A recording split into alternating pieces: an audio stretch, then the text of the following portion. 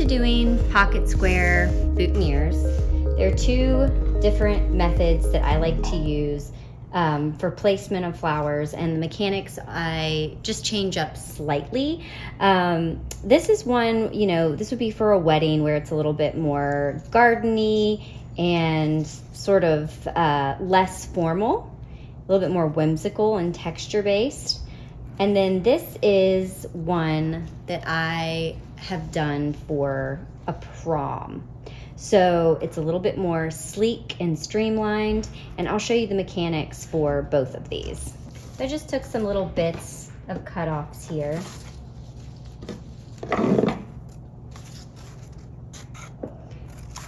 And this is just some scrap cardboard, which, if you're not hoarding cardboard, are you even a real florist? So you can see I'm not being too particular about the size of it. I know that it needs to be roughly 3 inches by 5 inches. So we're a little bit bigger there.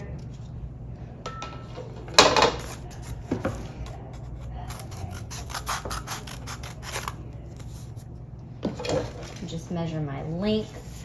I'm good there.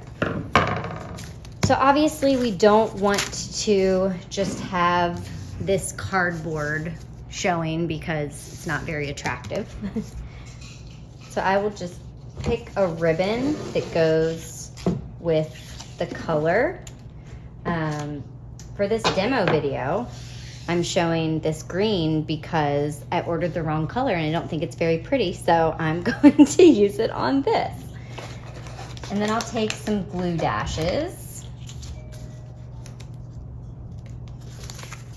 And typically 2 set right next to each other is the same width as a number 9 ribbon.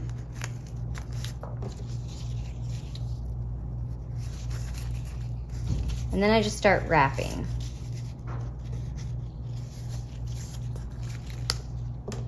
Got a flower stem in there.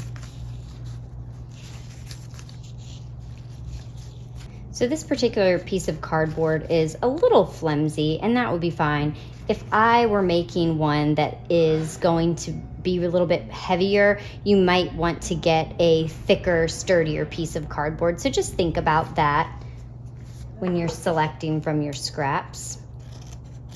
And then I finish it off the same way that I start it,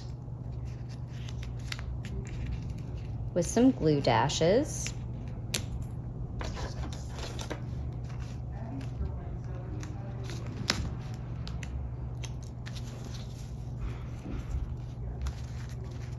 Okay, now you're ready to begin. So my base is finished and ready to go. I just see a little bit of cardboard right there, so I'm gonna make this the top because that will get covered up with flowers. And I have 2 mechanics I want to show you. So one is using preserved reindeer moss, the other is using a chenille stem. So I just took a chenille stem and kind of wound it up. You can ball it or twist it, make little curly cues, but you just want it to lay kind of flat and make a little snake-like shape. If I'm doing the snake shape of the chenille, I'm probably going to be doing a more flat front-facing bloom. This is, I think, good for corsages, boutonnieres, and I think this is good for prom pocket squares. They have a little bit more formality to them, and you can really see all of the blooms facing you. If I want to do one that's a little bit more whimsical and gardeny and airy, it needs more depth because the flowers are going to be poking up out of the pocket square and also facing you. So that's when I prefer the reindeer moss, just because it gives you more surface area to poke into and glue to. So I'll show you just a little hybrid. I'm going to use both here to demonstrate. And I just go all along this top with some glue and then put a little bit here.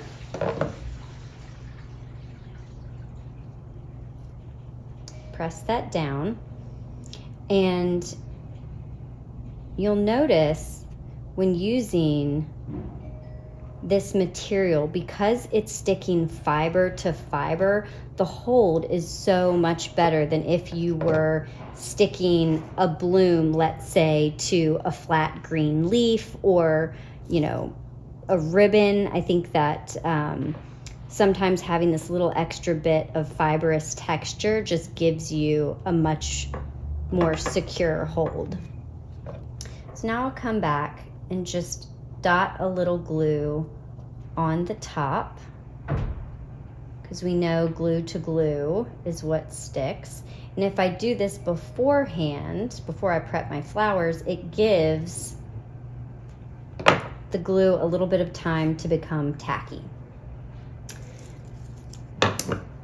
So on this side, we're going to make more of that flat style,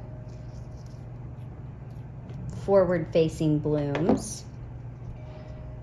I'll take off the stem, and right here where you've taken off the stem is where you want to make sure glue gets to. Even if this is not where the point of contact is, this helps seal off the moisture in the bloom. So I always want to make sure that I'm putting that glue right there, and then maybe a little bit here on this side, because that's how I'm going to lay it on. And again, the cling is pretty instantaneous when you're gluing it to that chenille.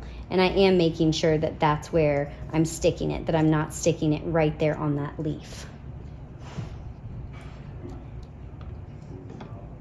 So we'll take another.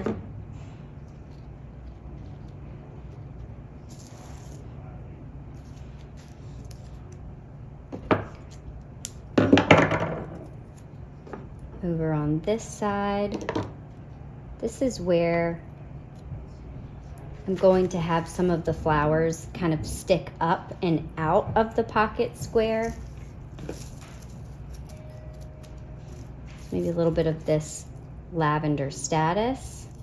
I just go down the stem and right up to the top line.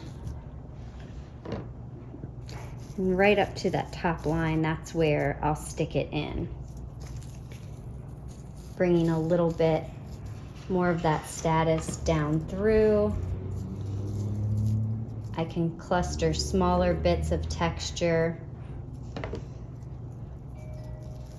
kind of coming up and out. So you can see that moss really holds things beyond the extension of the pocket square.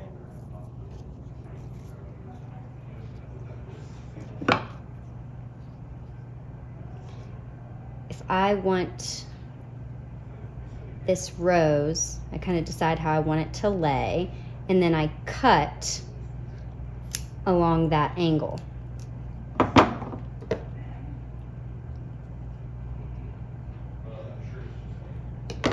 So this is how it's going to lay in the boutonniere, kind of up and out.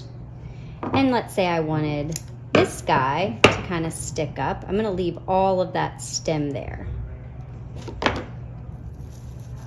So again, it's kind of good to know the style of the pocket square that you're making before you get started. Here we've got some little dianthus blooms.